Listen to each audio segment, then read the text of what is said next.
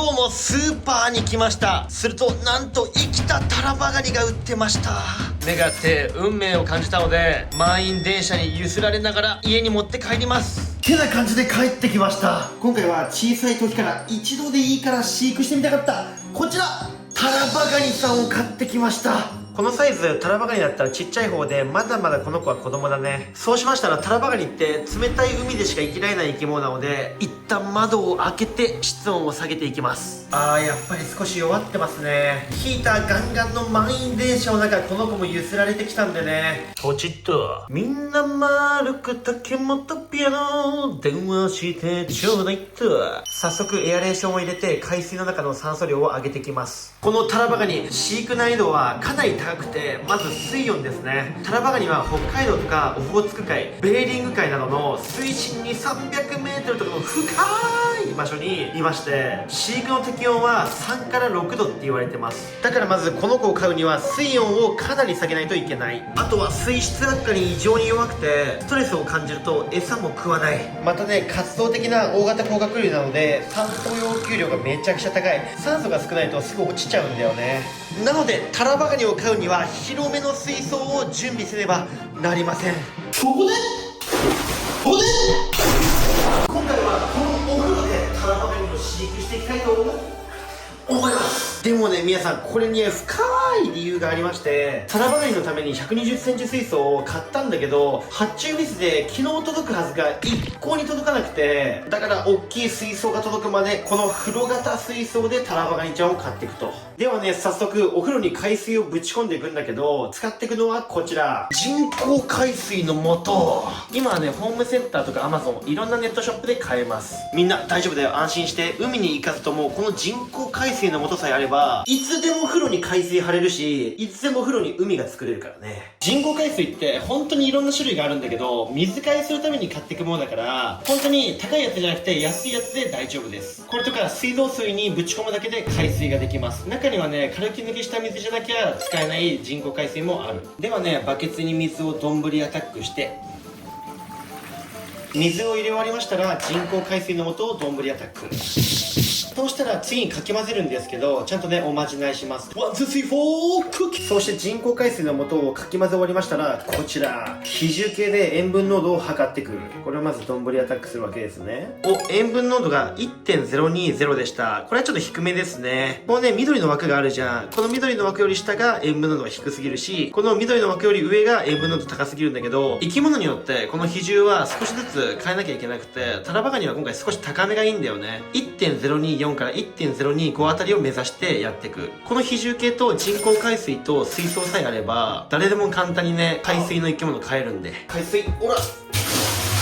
いやー、小さい時からね、風呂にタラバガニ入れるの夢だったのよね。水量が増えると命の余裕が増えるし、タラバを飼うって生活をタラバに明け渡すってこと。今日からね、この水ラーメン地タラバガニ中心です。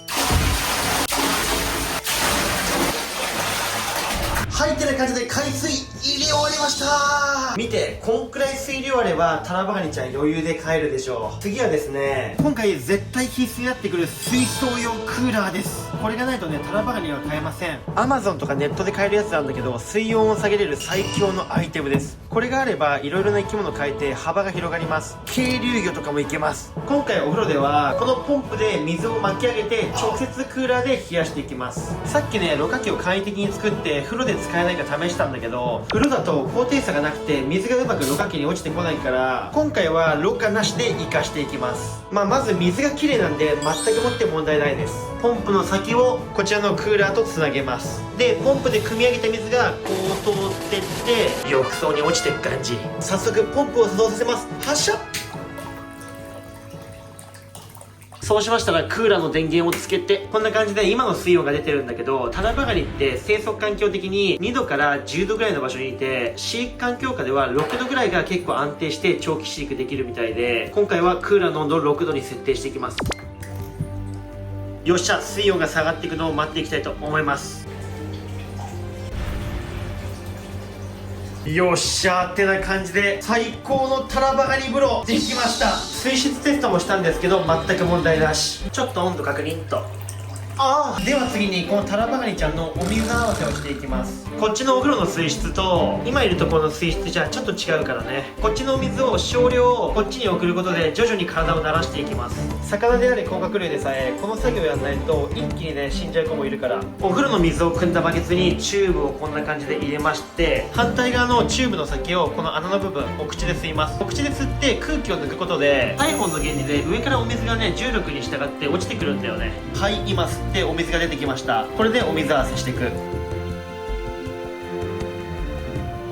みんなタラバガニちゃん水合わせ終わりました。エアレーションずっとしてるし、ほんの少しだけ体の動きが活発になった気がするけどさ、ここ見えるかな、足がね割れちゃってるんだよね。あと結構体の節々にひびが入ってるから早くね回復させてあげないといけないわ。てかタラバってよく見るとめちゃくちゃイカつかない？みんなこれタラバガニってカニってつくんだけど、この子はヤドカリの仲間、分類上のヤドカリ科目です。カニの足はハサミを入れて10本なんだけど、タラバは外見上はハサミを入れて8本の足しか見えず、残り2本は腹部の方に隠しててエラ掃除などに使ってます。見た目はしっかりカニなんだけど、やっぱり中身はヤドカリで、タラバのメスの腹部は左右非対称で右にねじれてるんだよね。これはヤドカリが殻に入るために腹部が柔らかくねじれるという特徴があるから、ヤドカリの名残。あとはこの爪よ、ごつい方が貝殻などの硬いものを砕くようクラッシャーだね。細い方はハサミみたいな役割。これタラバガニが成長したらもっと爪もごつくなって挟まれたら指ちょん切れるぐらい痛いと思う。では早速みんなタラバガニお風呂に入れてきます。うわーでかい。多分人類でお風呂で初めてタラバガニを飼う男、水ラーメンです。どんぶりアタック。うおいった。すごい、泳いでる。落ち着いた。自分の家のお風呂になんとタラバガニがいます。どういうことこれ。結構ね元気に動いてて水量が多いから落ち着いてるようにも見えます。天敵もいないですしね。タラバガニってこんな大きくて強いけど、水ダコとかオオカミウオに食べられちゃうことがあるんですよ。もし死んでしまったらしっかり責任を取って食べます。生きてたら親友、死んだら食材なんでね。散らかりすぎやろ。やる前はねシャワーぐらい入れるスペースあるかなと思ったけど余裕で入れない。じゃあねカメラつけといて僕は銭湯行ってきます。うわーいいお湯でした。銭湯最高。タラバガニちゃん生きてますでしょうか。おい、なんかさ心なしかめっちゃ元気になってる気がするんだよね。あとそんな落ち着かなくてめっちゃ暴れてるってわけでもないし、これは風呂で一旦買った甲斐があったのかもしれない。じゃあタラバガニちゃん僕寝るよ。いや見た感じ本当に安定してるから餌もね食うと思うんですけど、餌をねちゃんとした環境にお引っ越し後あげていきたいと思う。じゃあカニちゃんおやすみ。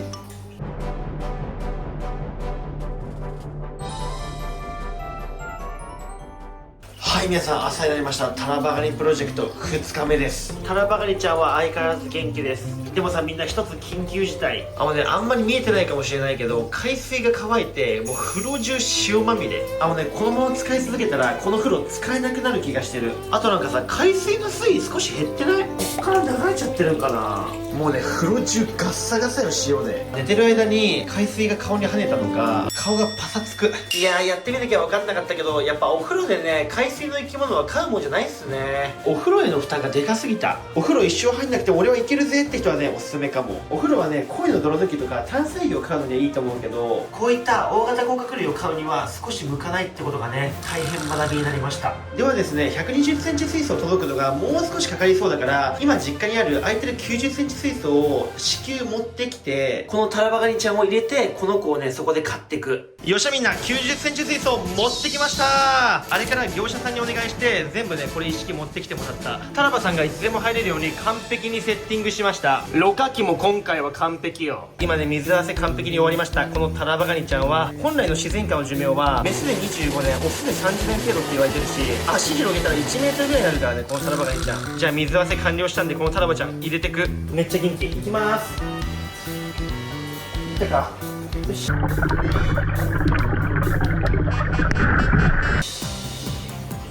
おお入った。めっちゃかっこいいよ。待ってでっかか。今これ90センチ水槽なんだけど、そんな窮屈な感じもしないし、やっぱり浴槽と違って地面掴めてるから滑ってないしね。うわ、裏側がすごいかっこいいな。水族館や。あ、それでちなみにこの子はタラバガニのオスで、お尻の部分のふんどしが三角形になってるでしょ。オスのカニはふんどしが三角形で、メスはね丸くなってます。メスが丸くなってるのは卵を抱えるため。今日はねこの子お引っ越し何回もして疲れてると思うから、一旦電気消してリラックスさせて休ませてあげようと思う。明日以降またちょっと様子見たいね。ああ、どんぶりアタックット。それでタラバガニは深海性の生き物だから、こういう強い照明は使いません。なるべく暗い状態でリラックスさせてあげます。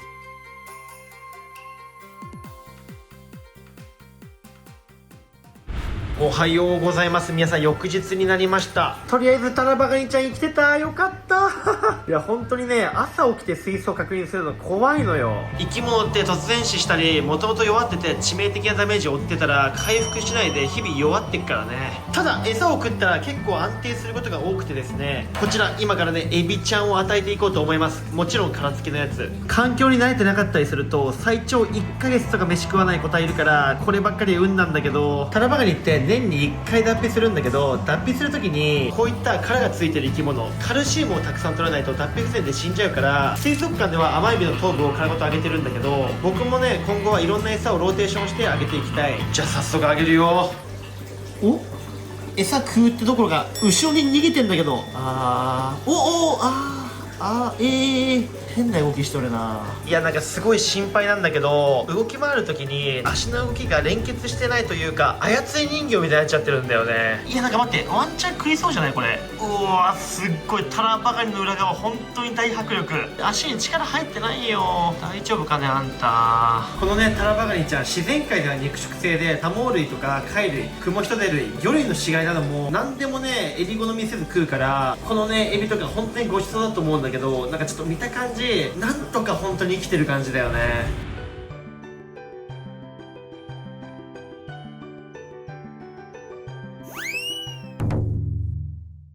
皆さん、あれから5日の方が経過いたしました。まだ僕の力及ばず餌は食べてくれません。ですが一つ進展がありました。4日目の夜ですね。こちらの映像をご覧ください。食う仕草はしてる、食う仕草はしてる。頑張れ頑張れ。これ食った。待って、口まで持っていくとさ、めっちゃ反応してるんよ。なんで食わないんじゃろうな。口には持ってってるんだよな。口には持ってってるんだけど、そこに餌はないねん。空振りしてんのよ。マジでめちゃくちゃ惜しくない？なんならね、ほぼ食べかけてるのよ。あれからね、餌を変えたり磯目とかも試したんだけど、結局食べてくれませんでした。でもこの感じで体力がさらに回復して環境に慣れたら、絶対餌食べてくれると思うんだよね。この子マジで、この子全力で育てていくから、この子の応援皆さん本当によろしくお願いします。気長に焦らず育てていくし、また餌食べたら続編出していきますね。最後にこの子のお名前募集していきます。コメント欄にね、どしどし待ってます。一人何個でも待ってます。それでね、前回お迎えしたこの五色エビちゃん、お名前募集、たくさんのコメント本当にみんなありがとう。この子のお名前決まったんで発表します。エビザベスに決まりました。よいしょ。最高の名前マジでありがとうございます。大切にエビザベスも育てていきますよ。てな感じで最後までこの動画見ていただき本当にありがとうございました。またね続編出すからね、チャンネル登録お待ちしてますって感じで、また次の動画で会いましょう。